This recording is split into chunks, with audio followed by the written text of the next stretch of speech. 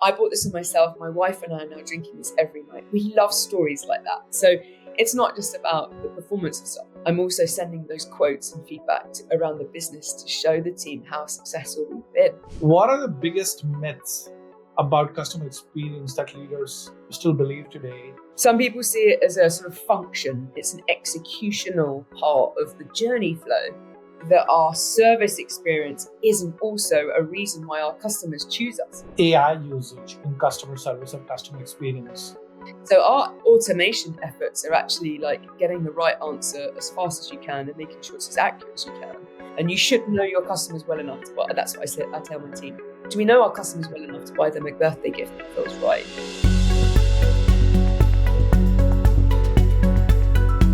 I'm really excited to welcome Leala Francis today to AI and CX Innovators podcast. Leela is an incredible leader. I've been lucky to get to know her over the last year or so. She has spent almost 20 years as a strategic leader at AG1. Right now, she manages a very interesting portfolio, blending product and customer experience. Thanks again, Leela, for making the time to talk to us. No worries, Ashish. Nice to be here. Hello, everybody. Did I miss anything in your background which you would want to highlight, which prepares you for your role at AG1? Anything about your past work which you would want to highlight as we jump in? No, but don't be put off by the British accent. I do live in America. I live in America. Exactly. People are often like, wait, hang on, isn't it 2 p.m. in the afternoon? No, it's I'm in New York. So. Sounds good. No, welcome again, Leela. So maybe start off by telling us a little bit about your role, the words you live in, and what has it been like to be working at AG1 through this incredible phase. We see new products, new innovations coming out from AG1 so regularly. All of us love the product. Tell us more about your world and what's happening in AG1, and then we can jump into CX and AI. Yeah, sure. So I've been at AG1 18 months, nearly 2 years. It'll be 2 years in January. And when I joined, we were a single SKU business, single product business, and for 14 years. And my role, I have 4 departments. One is customer insight, which is very close to my heart. Second is customer happiness, the customer service. Those two are really like the source of truth in our business. I'll tell you more about the customer happiness side in a minute. Go-to-market commercialization and product management. So that's getting our new innovation out the door. So I'm glad that you saw it. I hope you purchased it. We just launched Flavors and AGZ to great success. And so that's my commercialization team, making sure that things get out right first time. We're 4 for 4 now. Successful launches without any issues. Touch wood. Yeah, exactly. And the other department is packaging innovation. So again, you'll see us innovating in pack format, different sizes, different size boxes. And we're playing around with retail formats too. So packaging innovation is a big part of my role as well. But it's interesting, you don't necessarily always see those 4 departments together in a role. And I specifically... Exactly. What is the thinking behind it? Yeah. Yeah, so actually, I think it's our superpower. And it enables me to launch a product. And because I have insights at my fingertips, insights isn't just necessarily from our insights team. Customer happiness is providing me with insights constantly.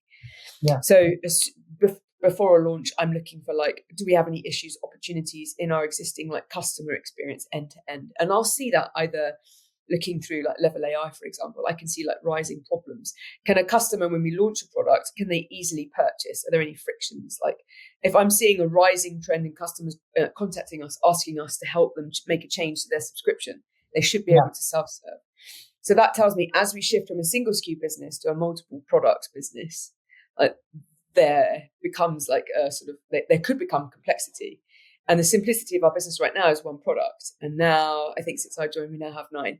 So, yeah, exactly. So things are moving very quickly for us. And I think the benefit of my role is that we can move with speed, but always keeping the customer at the heart of everything that we do. And I look outside with my customer insights team, and I look inward with our customer happiness team, leveraging AI to really look for spots, trends, opportunities in our experience, and then also in our product offering. So yeah, Yeah. and then we our loop is very, very tight. It's tighter than anywhere else, and it was actually a request when I joined AG1 to have those departments and bring them in. Because sometimes you can have customer happiness is a bit of a silo. It's outside. It's an operational department, but actually Yeah. it's a secret. It's a secret weapon because you get so close to the customer. Yeah. And nobody reaches out to customer service talking about customer service, right? They're talking about product or some gaps or selling or packaging or pricing or Yeah, operations. yeah, Yeah. exactly, totally. That- Yeah, It's a fascinating. Sorry, go ahead, Leela. Yeah. no, I was going to say it is a fascinating department because, you sometimes you can think of it as being, it's inbound customer service, but it doesn't necessarily have to be that way. And Yeah. having a two-way relationship with your customer is absolutely critical, especially if you're in a subscription business, a premium subscription business like ours. Absolutely. I actually have one more question around product and how you guys think about it. So one is this experience part, and but the initial conception of new product itself. Talk to us a little bit about that because that's fascinating. We were discussing before we started recording about AGZ, which you guys launched, and the Air product. Where do the seeds of that come from, and how much of that is customer feedback or hidden ideas which you are seeing in customer experience? I mean, it was a natural progression for us to make sure that we were covering both day parts, right? So AG1 for morning, AGZ for evening, and Yeah. wind down, rest and restore. So it was a natural progression for us to head in that direction. And so, yeah, of course, we'll pull in our customers into our concept testing. And so we'll work to make sure that it's right for our subscribers and to make sure that it's complementary to AG1 and AGZ. We're like a natural day part, like they're complementary to each other. But we have a very clear roadmap of where we're going and what we're doing. I won't say too much right now, but the future is very, very exciting for us. And then, for example, flavors, we were seeing that some of our members, they didn't like necessarily the original flavor, and we saw an opportunity for us to launch additional flavors.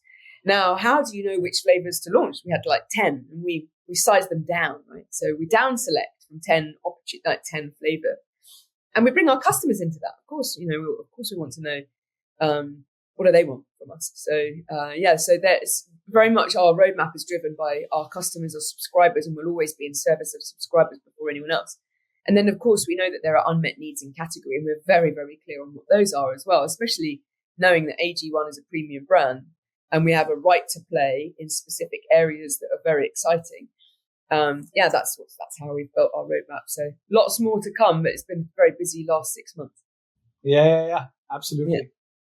Shifting gears to customer experience and technology and AI, what are the biggest myths about customer experience that leaders use, still believe today?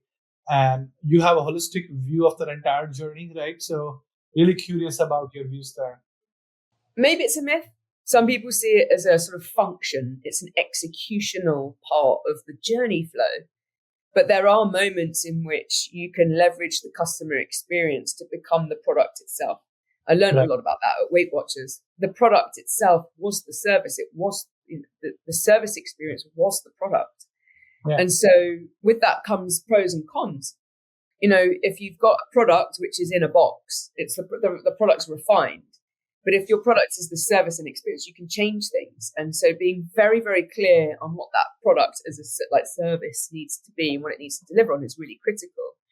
Yeah. And I think the myth for any business, just because we're a physical product, doesn't mean that our service experience isn't also a reason why our customers choose us. And especially when you go into retail, like Costco, for example, we're thinking really hard about our service experience.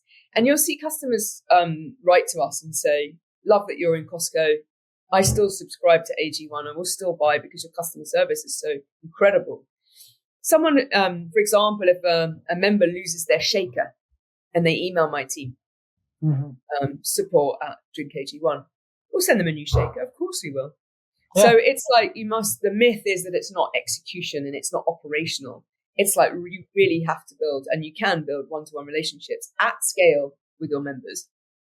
Yeah, I would say that's a myth.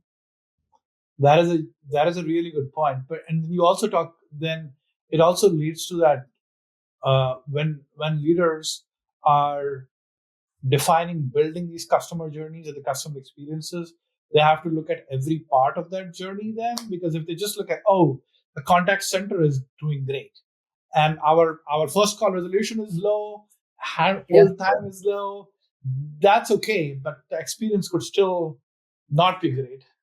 Yeah, for sure. And we've been working with our DIT, our engineering department, to say, how do we service our members even better? And as soon as we launch a product, the GTM team, my commercialization team, will work with our insights team to look Right. at the end-to-end experience, leveraging tool systems to understand if there are any friction points that are actually causing people to contact our customer service team. And so Yeah, getting to the root cause of those problems really quickly is important for innovation too. makes sense. Switching gears, when you're looking at customer data, like what are some of the metrics which you are looking at? You talked about this both qualitatively and quantitatively, you are all over it. But what are some metrics which you are looking at which give you a pointer? The launch went well, my engagement team is doing okay. And yeah, so talk to us about your dashboard on a daily, weekly, quarterly basis. What does that have? Yeah. Of course, sales revenue. And then we look at one-time purchase rate. So if someone's coming in and purchasing a product and not subscribing, that's important to us. We want to understand why. We also look at the subscription rate. So existing customers buying and then new customers, of course. Yeah. But then we get into like leveraging AI tools to understand conversation, like sentiment is really important, because sentiment is going to be before actual behavior manifests at scale. And so I'm looking for feedback, which is, for example, which flavor, like berry, is doing extremely well. I'm looking for that feedback to say I need to increase my forecast before people eat, because we run on a 30-day cycle, right? And so I already know from the sentiment that customers are drinking AG1 more often than before, certain customers, because the taste is so good. Yeah. And so I'm leveraging that data to plan and look at my GTM commercialization plan, the forecast, and I'm already starting to increase it, knowing that the sentiment is so positive. And then, for example, on a sleep product, what are we looking for? We're looking for efficacy. And so very early on, a couple of things that I like to hear are my wife and I. Yeah. We love that. We love to hear members and having whole households that are now adopting our new products. I bought this for my wife. I bought this for myself. My wife and I are now drinking this every night. We love stories like that. So it's not just about the performance of stuff. I'm also sending those quotes and feedback around the business to show the team how successful we've been. It's like this is becoming part of a household ritual, which is really cool to see that. So sales performance, like handle rate, channel volume, for example, and then automation of my contacts are really important. And then looking for positive, negative sentiment, for example. That my wife and I want is such a great insight. You can find it with conversational data. It's a sort of it's virality, it's spreading. That's really interesting. We have something similar going on in our Level AI office. We have AG1, and then at lunch the other day, I was telling you, right? Everybody was talking about it, and now people who don't use it in their household, they go from the workplace, buy it in their house now, and then the family gets it. You should start a business program, business promotion program. That's interesting. If you think about it, the AG1, if you are a pouch subscriber, you decant your pouch into a canister and you put it in the fridge. And most people are consuming on their own and early in the morning, because we love our morning people. So if you think about it, like AG1's a very personal and private brand. Like we're in a fridge. We're not outside of the fridge. We're not on the worktop. We're not in the vitamin cupboard. We're in the fridge. And so that, like when we hear stories of people sharing AG1, that makes us very, very happy. And our customers love to talk about AG1 and their routine, but there has to be a catalyst for that conversation. So we often find that starts in the office, like in an office environment. Yeah. Absolutely. Or an Ironman or something like that. Absolutely.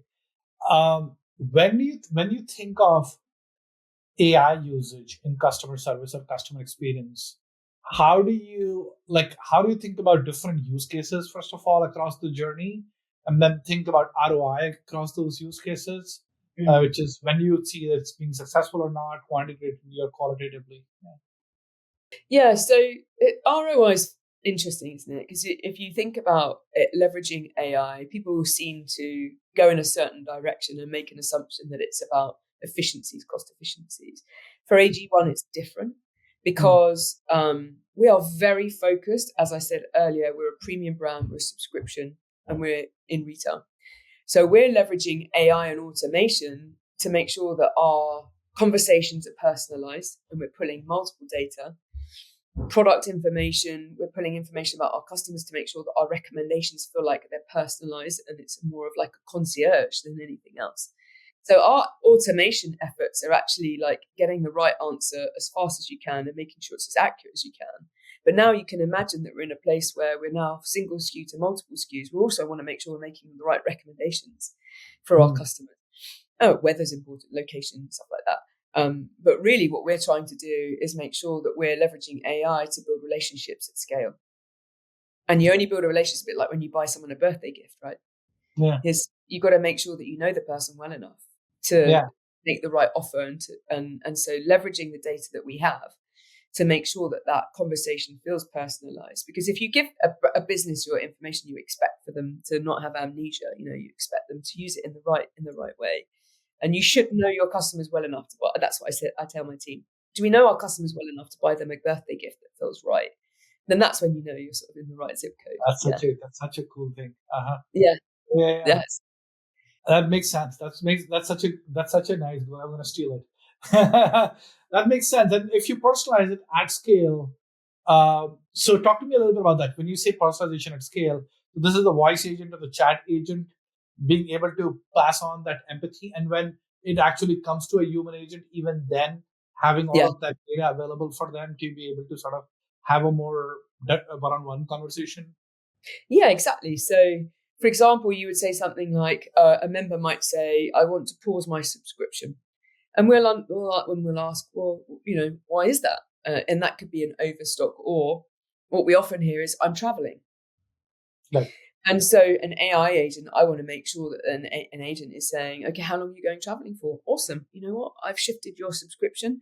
I've put it back 7 days. I've switched you to the travel pack for the next 5 days, and I've sent you an extra £5 as a gift from us. Like, that's the speed at which I want to see these changes. And I know that our customers are very busy. They're professionals, and they want to get in and out, and they want their service. And we want to make sure that we're getting a 98% CSAT, 98, 99, 100. And we're actually doing like or a 5 out of 5, 98, 99% of the time. But that's speed and quality of answer. So that sort of personalization at scale is making sure, of course, that we understand and we listen first. Yeah. And then we deliver on the ask of our subscribers. But the other thing is making sure that we're listening constantly and getting feedback. And if a customer says they didn't, they preferred a previous flavor, of course we'll change it for them immediately. And your AI agent should be able to make all of those changes. And with that comes, you must make sure that's a safe conversation. So, and they have access to all the knowledge and so on. Very interesting. Yeah. How do you get internal alignment around AI and including your leadership? Because there's always a question of like what their expectation is and the different teams to move in that direction. You own a lot of the teams, so I guess that makes it slightly easy, but still talk to us a little bit about that. Well, there's senior alignment, which is what's the vision, what's the plan, and how does this impact our business?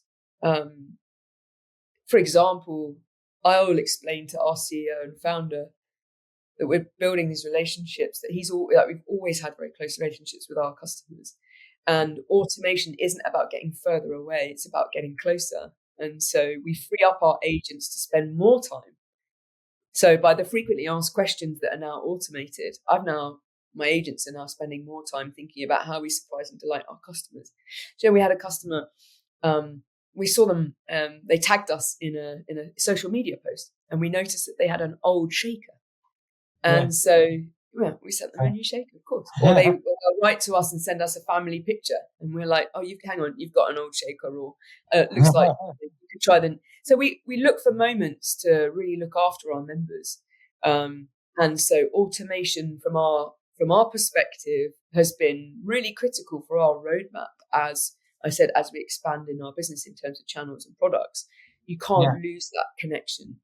So that's been really critical for us. Makes sense. And how do you know AI is working for you? Like how do you know that you are on the right trajectory?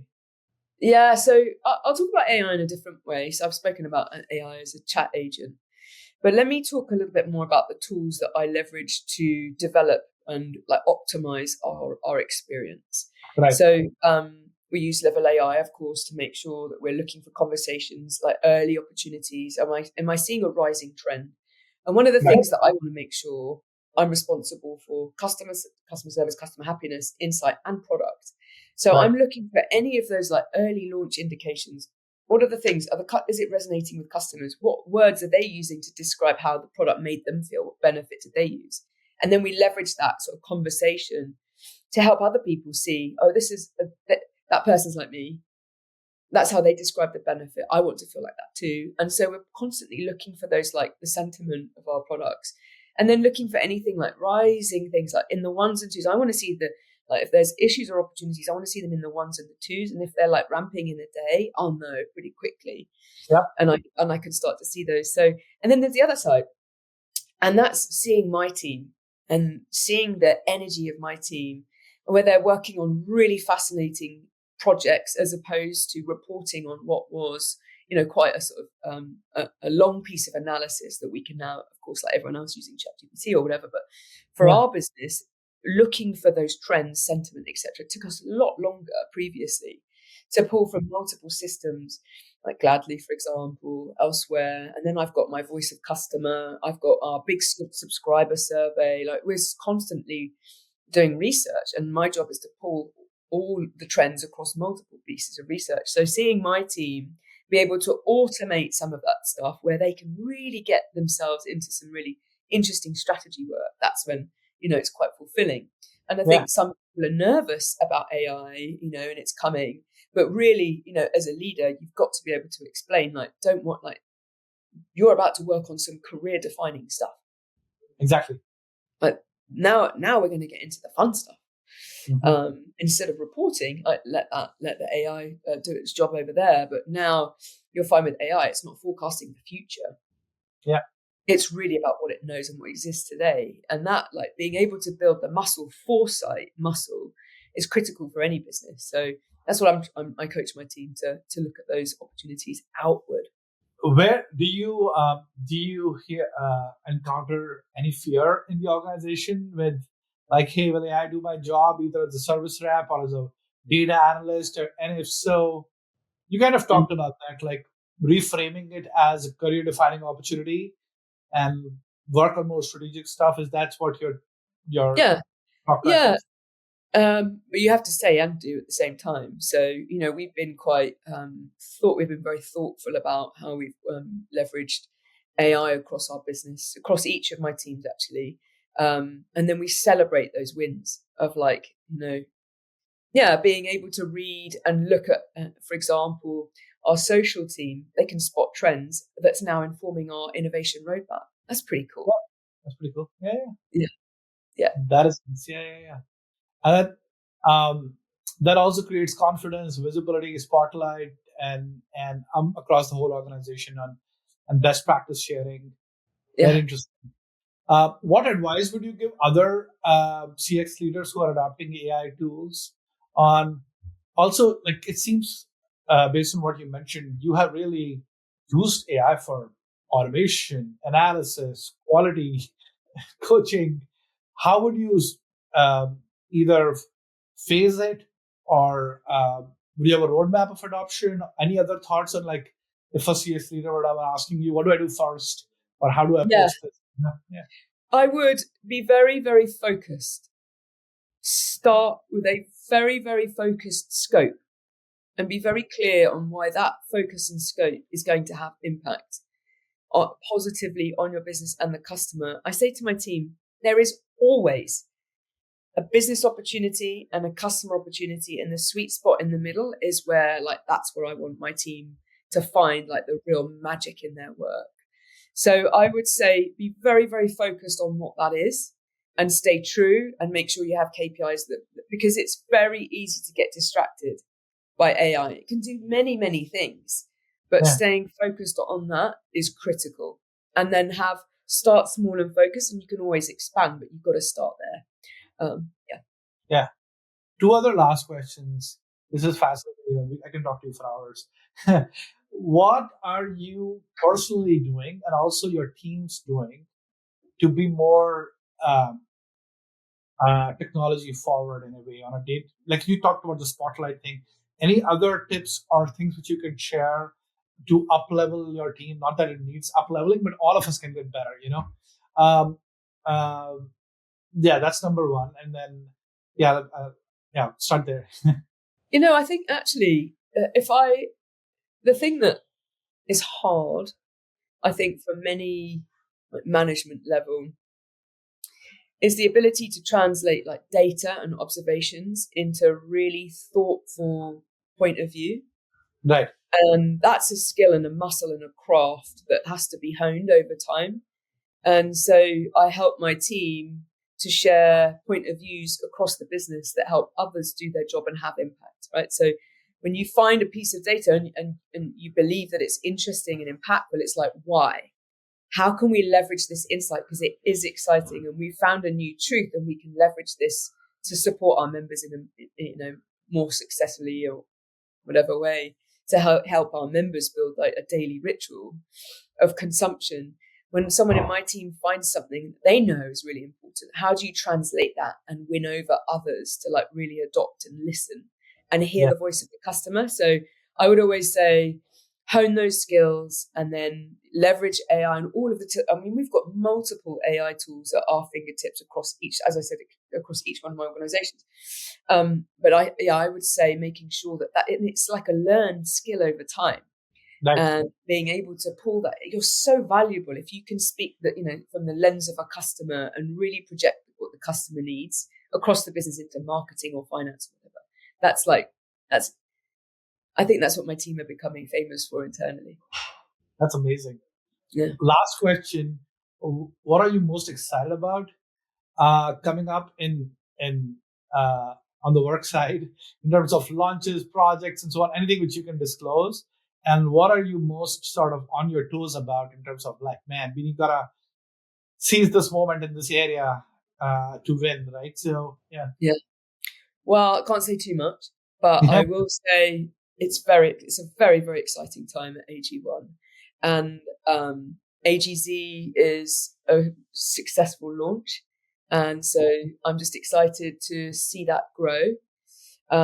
There will be more coming, a lot more coming from AG1 that I think some will be expected, it's a very, very exciting roadmap that we have. And then, of course, we've got peak season. So, we've got January, February, March is a really important time for us. And so we are very, very focused on all the plans that we have for that time of year and helping more people come into category looking for solutions, of course, right? The right mindset. And so making sure that we're ready to have those conversations and receive our customers, look after them. So we're into sprint mode now, planning to embrace new customers into the AG1 ecosystem. So that's what we're focused on. Awesome. Thank you so much, Leela, for your time. I know we're 2 minutes over, but you are one of the most customer-centric leaders I know. And every time I talk to you, we learn so much, and I'm sure people will really enjoy this. A lot of people talk about customer centricity, but it's clear talking to you that you live it every minute, every day. This is amazing. Every day. And actually, we have something called the customer interview program. Okay. And our executive team will interview with a customer, one of our members, in a one-to-one scenario, like a qualitative interview. That's just part of who we are. So it's not just me that lives our customer centricity, it's the senior leadership team too. Yeah, it shows. It's amazing. Congratulations. Thank you for your time. No worries. I'll talk to you soon.